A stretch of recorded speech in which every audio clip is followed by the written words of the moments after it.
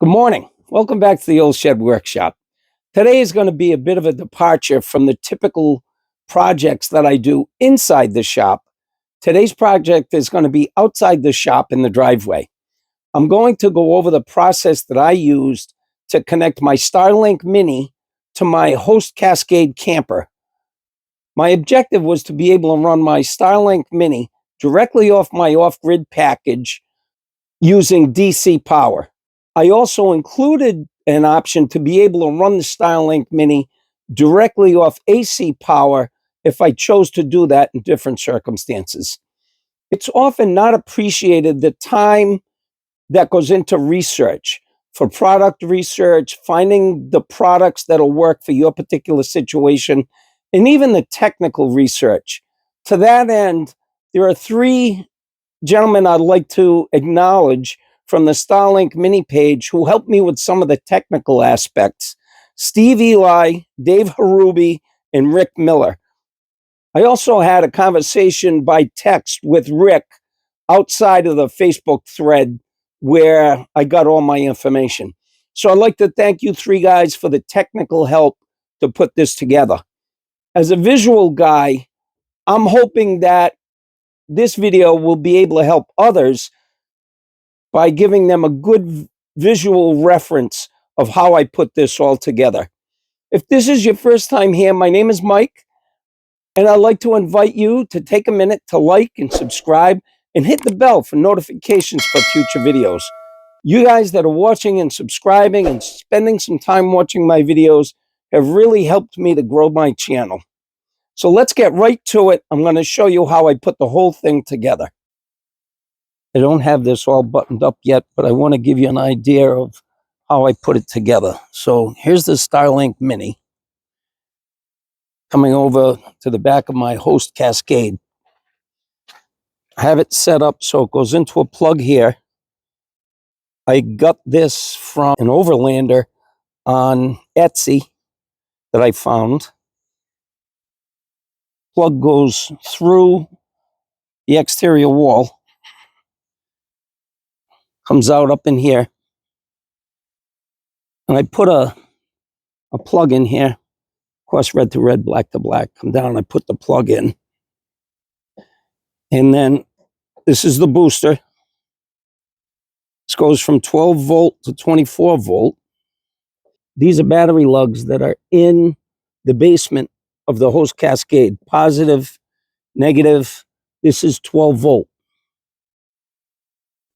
The reason for the plug here is I can unplug DC if I want and plug in AC and go directly to the adapter that comes with the Starlink.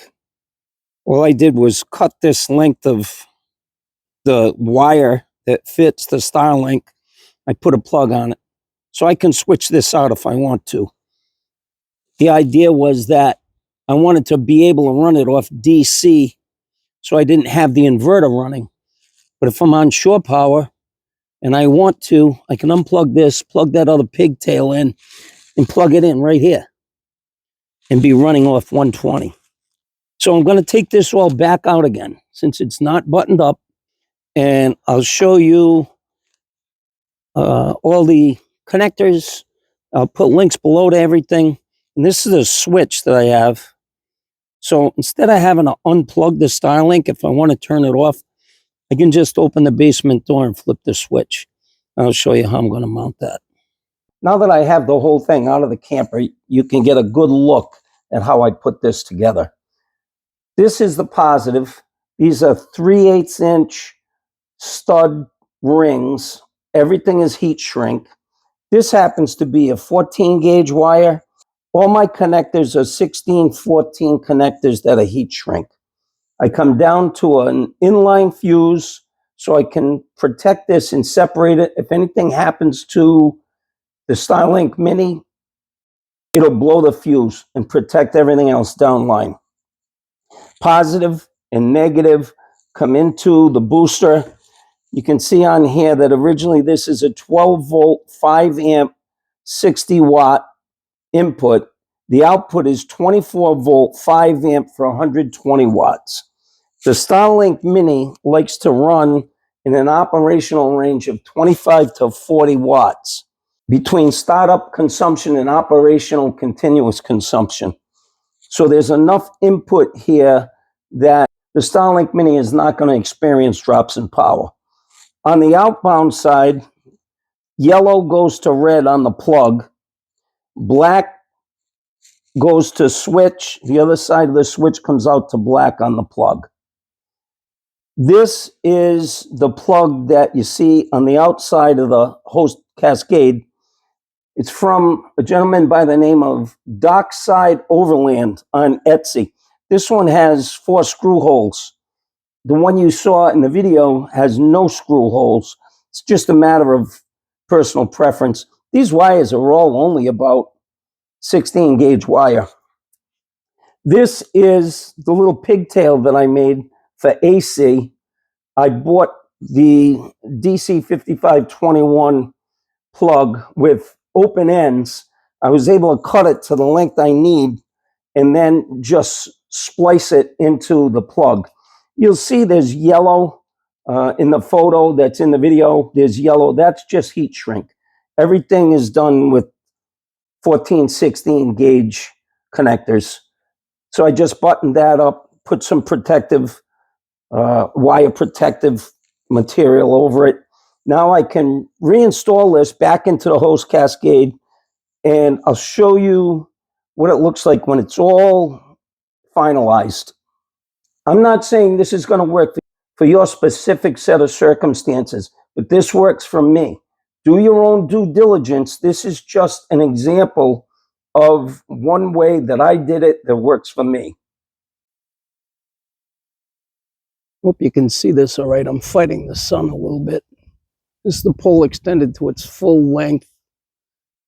I drilled a hole in the adapter that goes to the Starlink Mini. And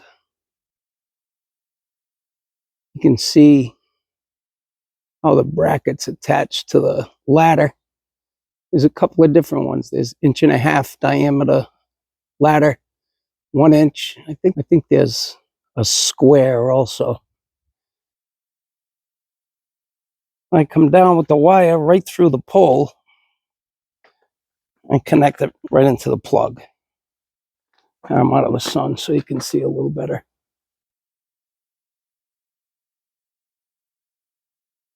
In order to get this wire through the pole, I had to cut it and pull it through. Couldn't get it through the snake, so I had to put a snake in to pull a piece of string and then put the string on the wire to get the wire through. I soldered it back together. You can tuck this right up in if you want to. I had to make this hole a little bigger and drill a hole in that adapter. But that's the setup. It's right down and plugs in. Here's a quick little video just to show you how I had to drill the hole at the top of that adapter that fits into the Starlink Mini. And then the wire goes right down through the pole. Not hard to drill, it's just aluminum. I have everything secured now. I just wanted to mention that when I drilled the hole for this plug, it's a 5/8 inch hole. I wanted to make sure the drill bit couldn't skate and do damage to this exterior surface. So I started the hole with a 5/8 Forstner bit. And once I got through this exterior to the wood substrate, I used a regular 5/8 high-speed drill bit. Coming inside, here's the hot side, is the negative. And I have an inline fuse in the middle. I did not secure this. I needed some slack in case I need to change that fuse. I use these little adhesive pieces that you can attach a cable tie to. So I have one over here just to keep things neat. Here's the booster. come up to the plug, come up to where it comes through the wall, and up on top is the switch. I hope this can give some of you other Starlink and Host Camper and Truck Camper folks something to work off of for your own application.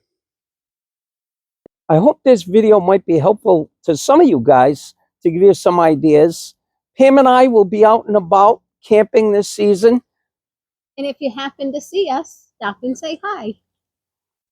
Thanks. We'll catch you on the next one. Let's see how that came out.